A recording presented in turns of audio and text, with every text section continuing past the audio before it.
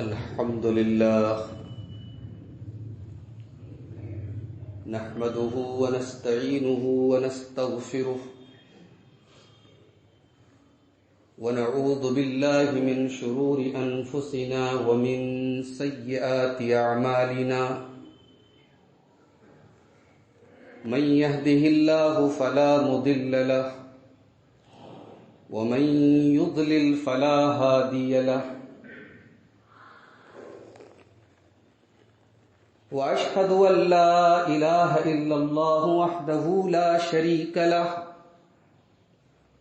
وأشهد أن محمدا عبده ورسوله يا أيها الذين آمنوا اتقوا الله حق تقاته ولا تموتن إلا وأنتم مسلمون يا أيها الناس اتقوا ربكم الذي خلقكم من نفس واحدة وخلق منها زوجها وبث منهما رجالا كثيرا ونساء واتقوا الله الذي تساءلون به والأرحام إن الله كان عليكم رقيبا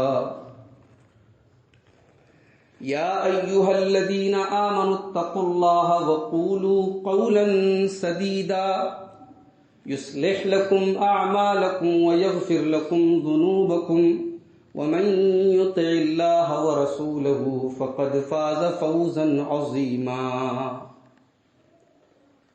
أما بعد فإن خير الحديث كتاب الله وخير الهدي هدي محمد صلى الله عليه وسلم وشر الأمور محدثاتها وكل محدثة بدعة وكل بدعة ضلالة وكل ضلالة في النار أعوذ بالله من الشيطان الرجيم بسم الله الرحمن الرحيم فبما رحمة من الله لنت لهم ولو كنت فظا غليظ القلب لانفضوا من حولك فاعف عنهم واستغفر لهم وشاورهم في الأمر فإذا عزمت فتوكل على الله إن الله يحب المتوكلين. وعن قطبة بن مالك رضي الله عنه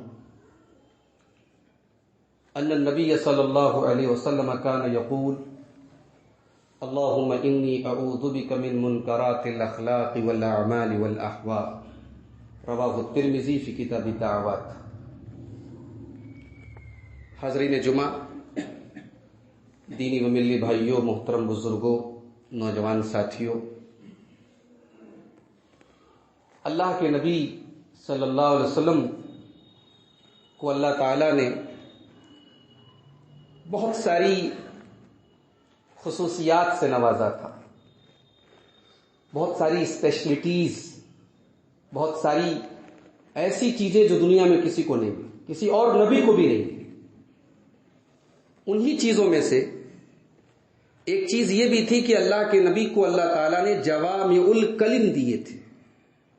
جوامع الکلم کا مطلب کیا ہوتا ہے؟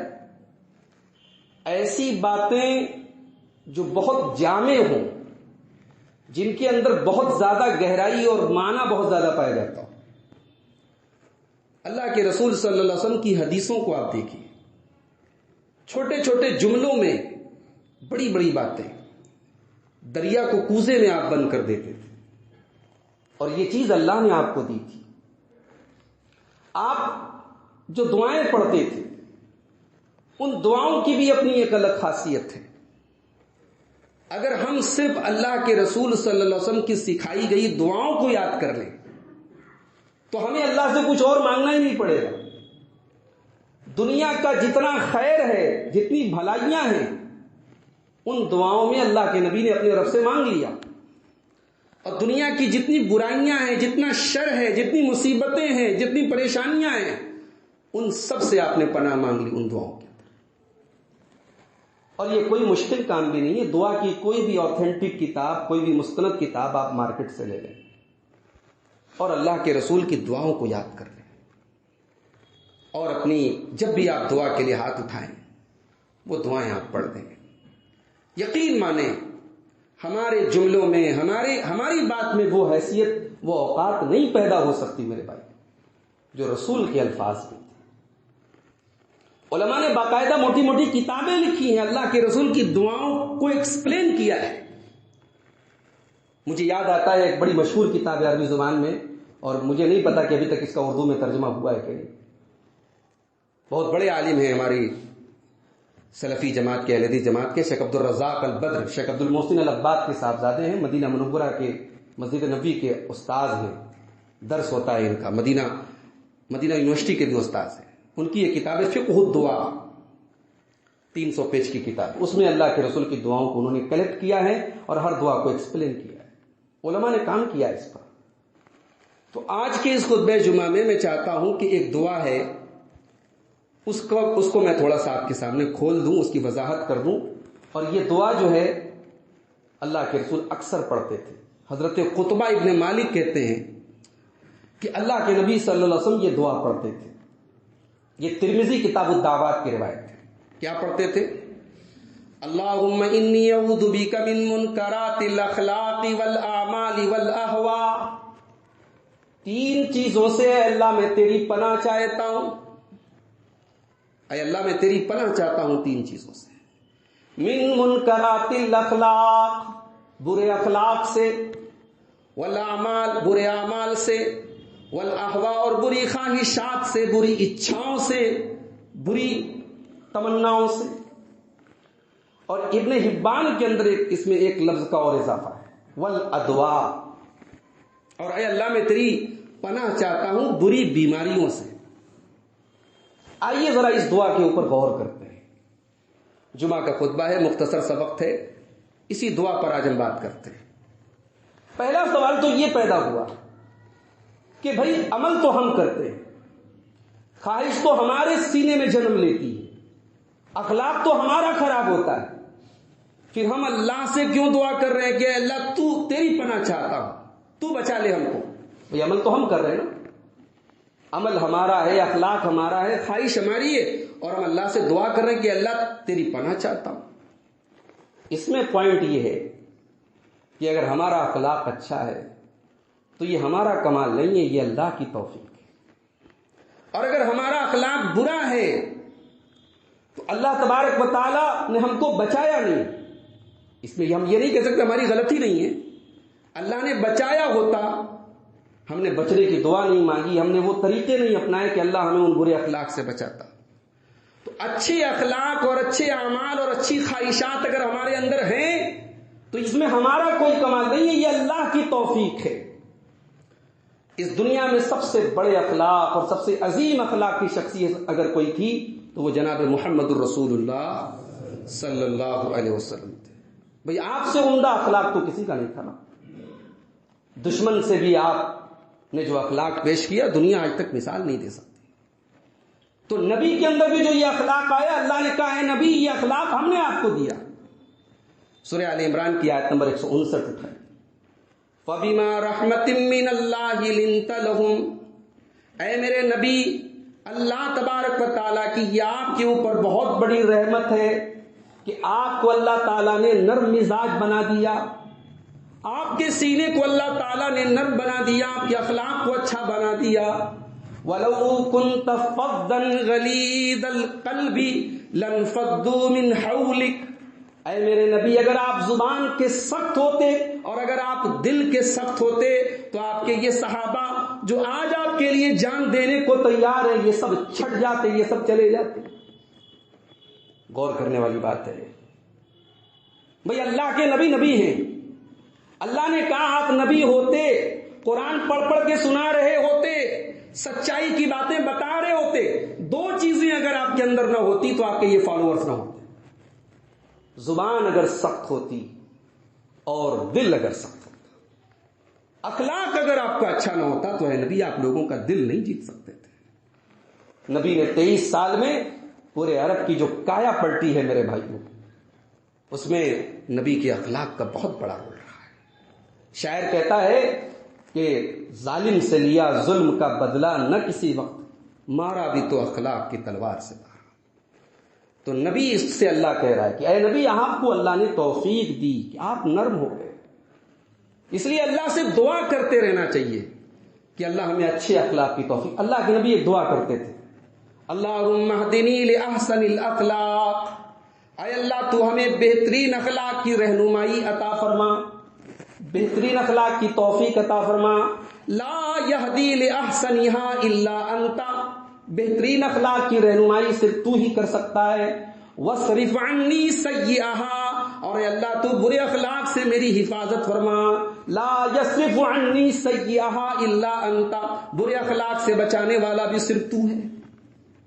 تو یہ پہلا نقطہ ہے اس دعا کے اندر کہ ہم برے اعمال اور بری خواہشوں سے اللہ سے پناہ مانگ رہے ہیں, کیونکہ اللہ ہی بچا سکتا ہے, ہمارا کمال نہیں, ہماری اوقات نہیں ہے.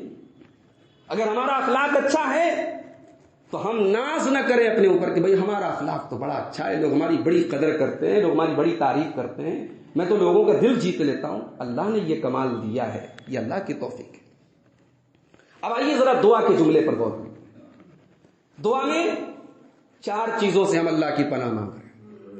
اے اللہ میں تیری پناہ چاہتا ہوں برے اخلاق سے, برے اعمال سے, بری خواہشات سے. اور چوتھی چیز ہے, اس کو ہم بعد میں ایکسپلین کریں گے, بیماریوں کی. پہلے ان تینوں پر آپ غور کریں, ان کی سیکوینس پر غور کریں, ان کی ترتیب پر غور کریں. پہلے اخلاق کا نام لیا, پھر اعمال کا نام لیا, پھر خواہشات کا نام لیا. انسان کے اندر سب سے پہلے بری خواہش جنم لیتی ہے. برائی کی شروعات ہوتی ہے ڈیزائر سے, برائی کی شروعات ہوتی ہے اچھاؤں سے, برائی کی شروعات ہوتی ہے خواہشات سے. پھر وہ خواہشات روپ لیتی ہیں عمل کا. انسان غلط کام کرتا ہے, پھر غلط کام جب بہت زیادہ کرنے لگتا ہے تو پھر وہ ہیبٹ بن جاتا ہے, اس کو ہم اخلاق کہتے ہیں. تو نبی نے سیکوینس کو الٹ دیا اس دعا کے اندر. بھائی دعا تو ایسی ہونی چاہیے تھی کہ اے اللہ میں تیری پناہ چاہتا ہوں بری خواہشات سے, برے اعمال سے, برے اخلاق سے. ترتیب تو یہ ہونی چاہیے. نبی نے الٹا کیوں؟ کیونکہ آپ کے دل میں خواہش کیا چل رہی ہے یہ تو آپ جانتے ہیں, آپ کا رب جانتا ہے. آپ نے اگر کوئی غلط کام کر دیا اس کا ایفیکٹ بھی محدود ہوتا ہے, لیمیٹڈ ہوتا ہے, اس کا اثر جو ہے بہت بڑا نہیں ہوتا. لیکن آپ کا اخلاق اگر برا ہو گیا تو اس کا اثر پوری زندگی پر پڑتا ہے. ہم جن لوگوں سے ملتے ہیں, جن لوگوں کے ساتھ اٹھتے بیٹھتے ہیں, ہمارے عمل کا اثر بعد میں پڑتا ہے, ہماری خواہشات کا اثر بعد میں پڑتا ہے, ہمارے اخلاق کا اثر پہلے پڑتا ہے. تو سب سے پہلے اللہ کے نبی نے دعا مانگی کہ اللہ برے اخلاق سے تیری پناہ چاہتا ہوں. اخلاق کا پیج آج ہماری زندگی کی کتاب سے پھاڑ کے ہم نے پھینک دیا. ہم اہل حدیث ہیں, قرآن حدیث پہ چلنے والے, ماشاءاللہ. کیا مجال ہے کہ ہماری کسی نماز میں رفع دین نہ ہو, اور ہونا بھی نہیں چاہیے. کیا مجال ہے کہ ہماری آمین کی آواز ذرا آہستہ نکل جائے, ہونی بھی نہیں چاہیے. کیا مجال ہے کہ تراویح ہم 11 سے 12 رکعت پڑھ لیں, پڑھنی بھی نہیں چاہیے. مگر بھائی یہ جو چیزیں ہیں نا, ان کا تعلق عبادات سے ہے. شریعت میں عبادات کے علاوہ بھی ایک چیپٹر ہے, اس کو اخلاق کہتے ہیں, اور اس چیپٹر کو کلوز کر کے ہم جنت میں نہیں جا سکتے. ہمارا اخلاق کیسا ہے میرے بھائی؟ ہم نبی کے چاہنے والے, نبی کے ماننے والے, نبی کے نام پہ جان دینے والے, آج ہمارا اخلاق کیسا ہے؟ اللہ کے پیارے نبی فرماتے ہیں ان من احبکم الی وَأَقْرَبِكُم مِّنِّي مَجْلِسًا يَوْمَ الْقِيَامَةِ, قیامت کے دن سب سے زیادہ میرے چہتے لوگ اور سب سے زیادہ میرے قریب رہنے والے وہ لوگ ہوں گے احاسنکم اخلاقا, ان کے اخلاق اچھے. اور سب سے دور کون ہوگا؟ نبی سب سے زیادہ گھن اور سب سے زیادہ نفرت کی نظر سے کس کو دیکھیں گے؟ فرمایا وَإِنَّ مِنْ أَبْعَدِكُم مِّنِّي مَجْلِسًا يَوْمَ الْقِيَامَةِ, سب سے زیادہ دور رہنے والا اور میری نظر میں سب سے زیادہ نفرت کے قابل وہ آدمی ہوگا اکثر سارون والمتشدقون والمتفیہقون, بڑا باطنی ہے, باتیں خوب کرتا ہے, جبڑے پھاڑ پھاڑ کے باتیں کرتا ہے, اپنی واہوائی کرتا ہے. اخلاق نام کی کوئی چیز نہیں ہے. اس کے اندر بدتمیزی ہے, اس کے اندر لوگوں کا دل دکھانے والی صفت ہے, لوگوں کا نقصان کرنے والی صفت ہے. والمتفیہقون, اور گھمنڈی قسم کے لوگوں سے میں نفرت کروں گا. تو اخلاق, اس کے بغیر ہم کامیاب نہیں ہو سکتے میرے بھائی. اللہ کے پیارے نبی فرماتے اکمل المؤمنین احاسنکم اخلاقا، سب سے مکمل مومن وہ ہے جس کا اخلاق سب سے اچھا ہو۔ قیامت کے دن اللہ کے میزان پر نماز، روزہ، حج، زکوٰۃ، عمرہ، ان سب سے بھی بھاری ایک چیز ہوگی اور وہ ہمارا حسن اخلاق ہوگا۔ اللہ کے پیارے نبی فرماتے، ترمذی کی روایت ہے، ما من شیء یوضع فی المیزان اثقل من حسن الخلق، قیامت کے دن اللہ کے میزان پر حسن اخلاق سے بھاری کوئی چیز نہیں۔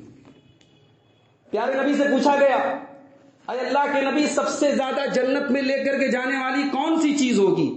پیارے نبی نے فرمایا 2 چیزیں ہوں گی، تقوی اللہ و حسن الخلق، اللہ کا تقوی، اللہ کا ڈر، اور اسی طریقے سے اچھے اخلاق، حسن اخلاق۔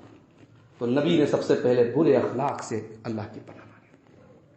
بھائی حسد ہے، برا اخلاق ہے، تکبر ہے، برا اخلاق ہے، دل میں کینہ ہے، برا اخلاق ہے، لالچ اور بخل اور بزدلی ہے، برے اخلاق ہیں۔ اور یہ جو اخلاق جب انسان کے برے ہو جاتے تو انسان کی ہر ایکٹیویٹی پر اس کا اثر پڑتا ہے۔ اور ایک بات اور خاص بات، آپ کو اخلاق کی بات آئی ہے تو بتا دوں، اخلاق 2 طرح کا ہوتا ہے۔ ایک اخلاق وہ ہوتا ہے جو ہم اللہ کی عبادت کے طور پہ کرتے ہیں، ہم کسی سے ملتے ہیں، مسکرا کے ملتے ہیں، خلوص کے ساتھ ملتے ہیں، عبادت سمجھ کر کے ملتے ہیں۔ اور ایک دکھاوے کے لیے ہم اخلاق سامنے ظاہر کرتے ہیں، دکھاوے کے لیے ہم لوگوں سے مسکرا کے ملتے ہیں، ہمارا اخلاق دکھاوے کے لیے ہوتا ہے۔ جب اخلاق دکھاوے کے لیے ہوتا ہے نا تو اس کی کلئی کہاں کھلتی ہے؟ گھر کے اندر کھلتی ہے۔ بھئی آپ سماج میں بڑے اچھے اخلاق والے ہیں، بیوی کے ساتھ آپ کا اخلاق کیسا ہے؟ بچوں کے ساتھ آپ کا اخلاق کیسا ہے؟ پوتوں کے ساتھ آپ کا اخلاق کیسا ہے؟ بہوؤں کے ساتھ آپ کا اخلاق کیسا ہے؟ ماں کے ساتھ آپ کا اخلاق کیسا ہے؟ باپ کے ساتھ آپ کا اخلاق کیسا ہے؟ اگر گھر کے اندر آپ کا اخلاق گڑبڑ ہے، اس کا مطلب کہ گھر کے باہر کا اخلاق دکھاوٹی ہے۔ ہاتھی کے دانت کھانے کے اور ہیں، دکھانے کے اور ہیں۔ اور اسی لیے ہمارے پیارے نبی جناب محمد رسول اللہ صلی اللہ علیہ وسلم گھر کے اندر بھی آئیڈیل تھے میرے بھائی۔ اللہ کے نبی خود کہتے ہیں خیرکم خیرکم لأہلہ، تم میں سب سے بہترین وہ انسان ہے جو اپنے پریوار کے لیے سب سے بہترین ہو، اور میں ہوں اپنے پریوار کے لیے سب سے بہترین۔ دنیا کا سب سے بزی اور سب سے مشغول رہنے والا، دنیا کا سب سے عظیم انسان اللہ کے نبی جب اپنے گھر میں رہتے تھے، اپنے گھر والوں کے کاموں میں ان کا ہاتھ بٹاتے تھے، بیویوں کے ساتھ ہنسی مذاق کرتے تھے، نماز کی حالت میں نواسے آپ کی پیٹھ پر سوار ہے، آپ ان بچوں کی دل جوئی کے لیے اپنے سجدے لمبے کر دیتے تھے۔ آپ کے پیٹ پر حضرت حسن نے پیشاب کر دیا، آپ نے غصہ نہیں ظاہر کیا، آپ نے پانی منگایا، اس پر پانی بہا دیا، آپ نے کسی غصے کا اظہار نہیں کیا۔ اس کو کہتے ہیں اخلاق۔ ایک اخلاق وہ ہوتا ہے ہمارا جو ہمارا گھر کے باہر نظر آتا ہے، گھر کے اندر نظر نہیں آتا۔ تو یہ پہلی چیز ہے جس سے اللہ کے نبی نے پناہ مانگی کہ اے اللہ میں تیری پناہ چاہتا ہوں برے اخلاق سے۔ دوسری چیز برے اعمال سے۔ اب برے اعمال میں تمام برائیاں آ گئی، شرک آ گیا، چوری آ گئی، قتل آ گیا، زنا آ گیا، جھوٹ آ گیا، غیبت آ گئی، تمام برائیاں اس کے اندر آ گئی۔ برے اعمال سے اللہ میں تیری پناہ چاہتا ہوں۔ ظاہر ہے کہ برے اعمال یہ دنیا میں بھی ہمیں ذلیل کرتے ہیں اور آخرت میں بھی ذلیل کرتے ہیں۔ برے اعمال ہمیں زندگی میں سکون اور چین نہیں لینے دیں گے، ہمارا کیا ہوا گناہ ایک نہ ایک دن ہمیں ضرور بے چین کرے گا۔ اللہ تعالیٰ نے قرآن کریم میں سورہ طٰہٰ کے اندر فرمایا وَمَنْ أَعْرَضَ عَنْ ذِكْرِي فَإِنَّ لَهُ مَعِيشَةً ضَنْكًا وَنَحْشُرُهُ يَوْمَ الْقِيَامَةِ أَعْمَىٰ، جس نے ہمارے ذکر سے منہ موڑا، جس نے ہماری نافرمانی کی، جس نے ہماری شریعت کی نافرمانی کی، ہم اس کی زندگی کو اجیرن بنا دیں گے۔ وَنَحْشُرُهُ يَوْمَ الْقِيَامَةِ أَعْمَىٰ، اور کل قیامت کے دن ہم اسے اندھا بنا کر کے اٹھائیں گے۔ قَالَ رَبِّ لِمَ حَشَرْتَنِي أَعْمَىٰ، وہ کہے گا اے اللہ تو مجھے اندھا بنا کر کے دنیا آج کیوں اٹھایا؟ قَالَ كَذَلِكَ أَتَتْكَ آيَاتُنَا فَنَسِيتَهَا وَكَذَلِكَ الْيَوْمَ تُنسَىٰ، اللہ فرمائے گا ہماری آیتیں تیرے پاس پڑھی جاتی تھیں، تو انہیں کوئی توجہ نہیں دیتا تھا، تو بھلا دیتا تھا، آج ہم تجھے بھلا دیں گے، آج تیرے اوپر کوئی نظر کرم نہیں۔ برے اعمال انسان کی روزی روٹی پر اثر ڈالتے ہیں میرے بھائی، انسان کے کاروبار پر اثر ڈالتی ہیں، اس کے غلط کاموں کا اثر اس کے کاروبار پر پڑتا ہے۔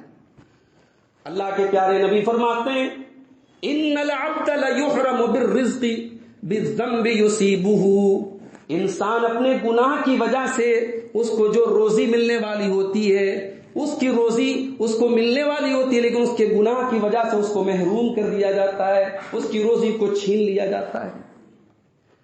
گناہ انسان کو ذلیل کرتا ہے، اور دنیا میں اگر آدمی ذلیل نہ بھی ہو تو اصل ذلت تو قیامت کے دن کی ذلت ہے۔ اس دن کی ذلت اور رسوائی سے اگر ہم بچ جائیں تو یہی کامیابی ہے۔ ابراہیم علیہ السلام اللہ کی بارگاہ میں دعا کرتے ہیں، وَلَا تُخْزِنِي يَوْمَ يُبْعَثُونَ يَوْمَ لَا يَنْفَعُ مَالٌ وَلَا بَنُونَ، اے اللہ تو مجھے قیامت کے دن رسوا نہ کرنا، ذلیل نہ کرنا، جس دن نہ مال کام آئے گا نہ اولاد کام آئے گی، اِلَّا مَنْ أَتَى اللَّهَ بِقَلْبٍ سَلِيمٍ، قیامت کے دن تو وہی کامیاب ہوگا جو صاف ستھرا دل لے کر کے آئے گا۔ تو یہ دوسری چیز ہے جسے اللہ کے نبی نے پناہ مانگی۔ تیسری چیز وَالْأَهْوَاءُ، اور اے اللہ میں تیری پناہ چاہتا ہوں بری خواہشات سے۔ بھئی خواہشات دو طریقے کی ہوتی ہیں، ایک ہوتی ہے جائز خواہش اور ایک ہوتی ہے ناجائز خواہش۔ اسلام نے خواہشات پر بریک نہیں لگایا ہے، بھئی آپ کی کھانے کی چوری کھائیے، لیکن کھانے کی بھی ایک لمٹ ہے، آپ حلال چھوڑ کر کے حرام نہ کھائیں۔ جتنی خواہشات ہمارے نفس کے اندر پیدا ہوتی ہیں، شریعت نے ان کا حلال الٹرنیٹ ہمیں دیا ہے۔ مصیبت یہ ہے کہ ہم حلال کو چھوڑ کر کے حرام کو اپنائیں، اور جب انسان خواہشات کی اندھا دھند پیروی کرنے لگے تو پھر یہ راستہ ڈائریکٹ جہنم کو جاتا ہے، اور انسان اپنی خواہشات کو کچل کر کے اللہ کی مرضی کے تابع ہو جائے تو یہ راستہ ہے تو پریشانی والا، لیکن یہ جنت میں جاتا ہے۔ اللہ کے پیارے نبی فرماتے ہیں، صحیح مسلم کی روایت ہے، حفت الجنت بالمکارہ، جنت کو اللہ تعالیٰ نے گھیر دیا ہے مکارہ کے ذریعے۔ مکارہ مطلب ناپسندیدہ چیز۔ بھئی صبح رات میں 1 بجے آپ سوئے ہیں اور صبح 5:30 بجے فجر کی اذان ہو رہی ہے، اب ظاہر ہے نفس کے لیے تو بھاری ہے اپنا بستر چھوڑنا، نفس کے لیے مصیبت ہے اپنا بستر چھوڑنا، آرام چھوڑنا اور جا کر کے فجر کی نماز ادا کرنا، مگر جنت اگر چاہیے تو یہ تکلیفیں تو اٹھانی پڑیں گی۔ حجاب کا مسئلہ آج کل چل رہا ہے، دنیا پوری بے پردہ ہو جائے، ایک عورت کے اندر طلب بھی ہو، خواہش بھی ہو کہ میں اپنے حسن کی نمائش کروں، مگر اپنی اس خواہش کو وہ دبا لے کے نہیں۔ میری شریعت کا حکم ہے کہ میں جب گھر سے نکلوں تو حجاب میں نکلوں، میرے جسم پر کسی غیر کی نظر نہ پڑے۔ اب اس خواہش کو اگر دبائے گی تو جنت میں جائے گی، اور اپنے جسم کی نمائش کرتی پھرے گی تو جہنم میں جائے گی۔ تو خواہشات کی اندھا دھند پیروی یہ جہنم کی طرف لے کے جاتی ہے۔ اور ایک بات اور نوٹ کر لیجئے، جتنی گمراہیاں ہیں، جتنے گمراہ فرقے پیدا ہوئے، ان کے پیچھے بھی خواہشات کا بہت بڑا رول رہا ہے۔ لوگوں نے آج بدعات کی دکانیں، خرافات کی دکانیں کیوں ترقی پر ہیں، کیوں پھل پھول رہی ہیں؟ کیونکہ لوگوں کی خواہشات اس سے جڑی ہوئی ہیں۔ انسان جانتا ہے کہ یہ چیز حق ہے، مگر اپنی خواہشات کی پیروی کے پیچھے وہ پڑا ہوا ہے۔ اسی لیے اللہ تعالیٰ نے سورہ جاسیہ کے اندر فرمایا کہ اس سے بڑا گمراہ کوئی نہیں ہوتا جو علم کے ہونے کے باوجود اپنی خواہشات کی پیروی کرے۔ افرأیت من اتخذ الہہ ہوا، اے نبی کیا آپ نے اس انسان کو دیکھا جو اپنی خواہشات کی پیروی کرتا ہے، وَأَضَلَّهُ اللَّهُ عَلَىٰ عِلْمٍ، اور اس کے علم کے ہونے کے باوجود اللہ نے اسے گمراہ کر دیا، وَخَتَمَ عَلَىٰ سَمْعِهِ وَقَلْبِهِ، اس کے کانوں پر اللہ نے مہر لگا دی، اس کے دل پر اللہ نے مہر لگا دی، وَجَعَلَ عَلَىٰ بَصَرِهِ غِشَاوَةً، اور اس کی آنکھوں کے اوپر پردہ ڈال دیا۔ آج جمعہ کا دن ہے، سورہ کہف آپ نے شاید پڑھی ہوگی، سورہ کہف میں بھی ایک آیت میں اللہ تعالیٰ نے اس بات کا اعلان کیا کہ خواہش کی پیروی کرنے والا غافل ہو جاتا ہے۔ وَلَا تُطِعْ مَنْ أَغْفَلْنَا قَلْبَهُ عَنْ ذِكْرِنَا وَاتَّبَعَ هَوَاهُ وَكَانَ أَمْرُهُ فُرُطًا، اے نبی ان لوگوں کی پیروی مت کیجیے جن کے دل کو ہم نے غافل کر دیا اور جو اپنی خواہشات کی پیروی کرتے ہیں۔ تو کامیاب ہونا ہے تو اپنی خواہشات کو لگام لگانی پڑے گی، حلال کے اندر رہ کر کے اپنی خواہشات کو پورا کریں، اور اللہ کی قسم اپنی ان خواہشات کو جن کا تعلق دنیا سے ہے اگر ہم حلال طریقے سے پورا کریں تو وہ بھی ہمارے لیے باعث ثواب بنے گی۔ بیوی کے حق کا حق ادا کرنا کیا یہ ثواب نہیں ہے؟ کیا بچوں کی تربیت کرنا، بچوں کے لیے محنت کرنا، بیوی بچوں کو آرام دہ زندگی دینے کے لیے محنت کرنا، کاروبار کرنا، نوکری کرنا، مزدوری کرنا، کیا یہ دین کا حصہ نہیں؟ یہ دین کا حصہ ہے۔ پیارے نبی نے اپنے صحابہ سے کہا تمہارے جسم کا تمہارے اوپر حق ہے، تمہاری آنکھوں کا تمہارے اوپر حق ہے، تمہارے شریر کا تمہارے اوپر حق ہے، اور تمہارے رب کا بھی تمہارے اوپر حق ہے۔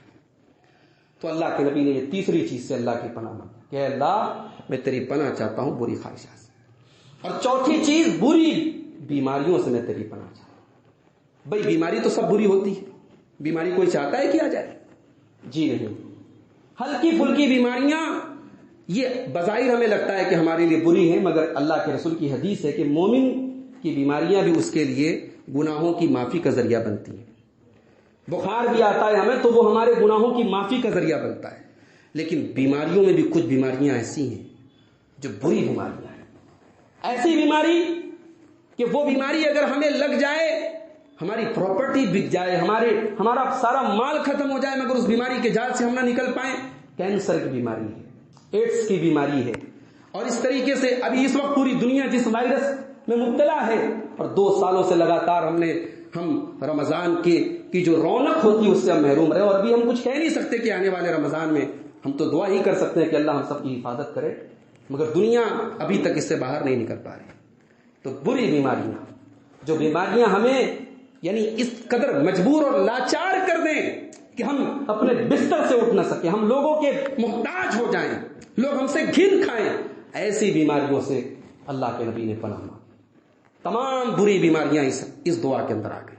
تو یہ دعا میرے بھائی یاد کر لیں آپ، اللہم انی اعوذ بک من منکرات الاخلاق والاعمال والاہواء والادواء۔ اس کو جو ہے 4 چیزیں ہیں، اس کو آپ یاد کر لیں۔ انشاءاللہ اگر ہم اس دعا کو اپنی زندگی کا معمول بنا لیں تو میں امید کرتا ہوں اور اللہ کی ذات سے یقین ہے کہ انشاءاللہ اس دعا کا اثر ہماری خواہشات پر بھی پڑے گا، ہمارے اخلاق پر بھی پڑے گا، ہمارے اعمال پر بھی پڑے گا، اور اللہ بری بیماریوں سے بھی ہم سب کی حفاظت فرمائے گا۔ اللہ سے دعا ہے رب العالمین ہم سب کو ان 4 چیزوں سے، برے اخلاق سے، برے اعمال سے، بری خواہشات سے اور بری بیماریوں سے اللہ ہم سب کو محفوظ رکھے۔ اللہ تعالیٰ جو ہم میں بیمار ہیں ان کو شفاء کامل عاجل عطا فرمائے، جو روزی روٹی سے پریشان ہیں اللہ ان کے کاروبار میں برکت نصیب فرمائے، جو دین سے دور ہیں، اللہ سے دور ہیں، شریعت سے دور ہیں، اللہ ان کو دین پر چلنے والا بنا دے، جو بے نمازی ہیں اللہ ان کو نمازی بنا دے، جو بے دین ہیں اللہ ان کو دیندار بنا دے۔ اللہ ہم سب کے دلوں میں ایک دوسرے کی الفت، محبت اور اخلاص پیدا فرما دے، دلوں سے کینہ اور کپٹ کو نکال دے، دلوں سے نفرت اور دشمنیوں کو نکال دے، اور ایک دوسرے کی قدر کرنے کی اور ایک دوسرے کا حق ادا کرنے کی اللہ تعالی ہم سب کو توفیق عطا فرمائے۔ آمین وآخر دعوانا الحمدللہ رب العالمین۔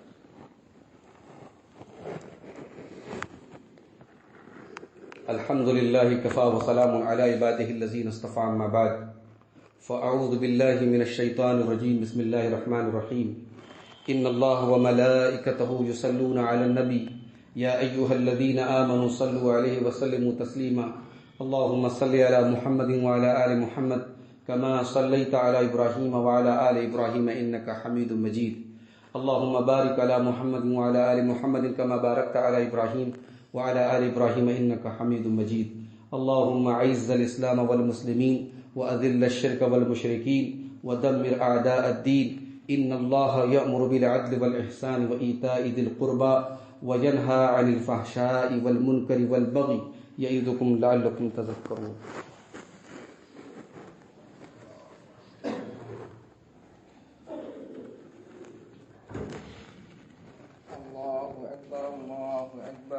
أشهد أن لا إله إلا الله، أشهد أن محمدا رسول الله، حي على الصلاة۔